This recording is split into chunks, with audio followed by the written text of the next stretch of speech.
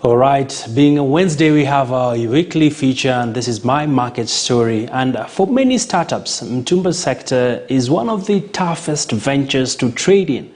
But with the experience in learning the ropes, one can easily thrive in this business. On my market story today, we shed light on the Mitumba dealership from the point of import, customs duty, reaching suppliers and retailers. So what does it take to do this business?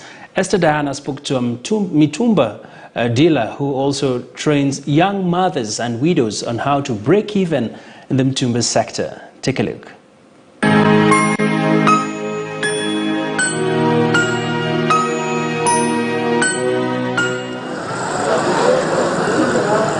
This is my first business to succeed ever. I have done salon business, never worked well with me. So Mitumba has fed me and my family for the last 9 years. So you can imagine how I can start doing something else. Because I have actually tried selling men's shoes and new men's shoes. I used to source them from Kamukunji and it never worked for me. Millions of Kenyans rely on second-hand clothes, which are famously otherwise called Mitumba. This Mitumba sector, which has been threatened severally to be phased out, now contributes about shillings 1 billion to the Kenyan economy every month. Today in Gikomba Market, we are at Experience Mitumba Bells, which is owned by Kathy Muringo, a Mitumba dealer. She tells us a market story. You can't believe how small I started. That's why I said people need to learn to start small, because I had less than 3,000 for starting. So I went to Korogosho Market.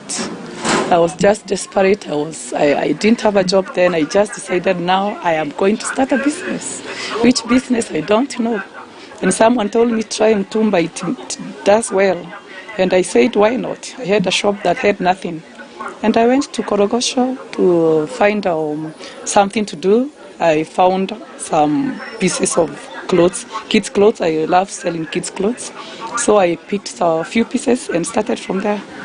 From pieces of clothes, very few, worth less than 3,000, to affording to buy a bale. I save. When I sell, I knew how to save from back then.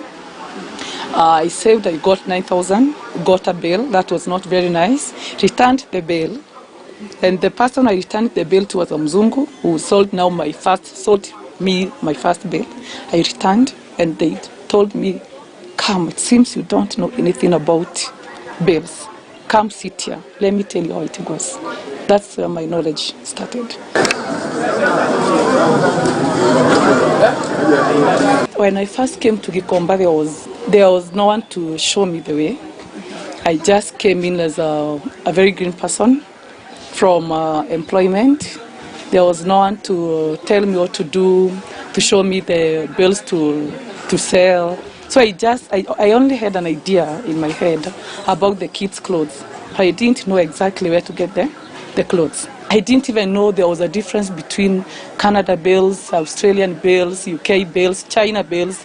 So I could just come, someone tells you this is the kids' clothes that we have, it goes for this much, and I just used to buy.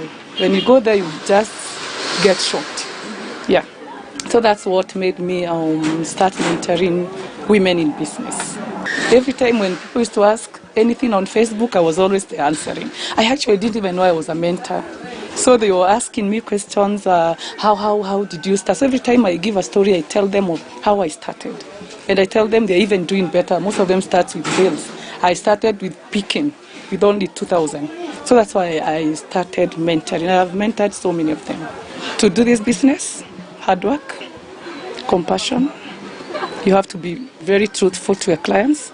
Because when you come here today, I lie to you about a bill. And I am lying intentionally. That makes it very bad. So you have to be very hardworking. You don't open a bill today, sell it today, and finish selling today. You have to start selling. Even if you sell a piece today, 2 pieces tomorrow, 3 pieces next week, you start from down there, growing. You grow from the bottom. We get our bills from Canada. I really love Canada bills. They are very clean. And we know suppliers from Canada who we talk directly to. So anything that he gives, even though he will not give it to me directly, the container, and he gives to someone that I know, I'll make sure I get from them because I know the supplier and they have very nice things. We have Canada, we have Australia, there are some things we get from the UK, USA, not so many, China 1, 2, not so many, but Canada is my main country of origin. How challenging is it to import those products here? The duties. The problem is the duties. When we started, it was not very expensive. But right now, I can assure you, we are really suffering when someone wants to buy a bale at, maybe I used to sell it at 18,000 last year, but one. I am selling it at 18,000 this year. The person who has brought the bale from Canada has already increased the prices because they are paying a lot of money at the port. The bale, since the corona came, they also have, they are rare to find. Children clothes are the fastest moving. Ladies' clothes, second fastest. Then we come to comforters, we call it the household. Consists of the comforters, the bed sheets, the towels, third. Then we come to main items. I think the economy was better back then, 2016, 2017. Actually, let me say from 2013, because I was selling pieces then, 13, 14, 15, 16, 17. Now 18 was the worst year. Started now feeling the difficulty from 18, 19, 20. It became worse now in 2020, 2021. 2022, we are praying that things get better. My friend Kathy, she trained me before I started, and then I've grown, and also she supplies with the best.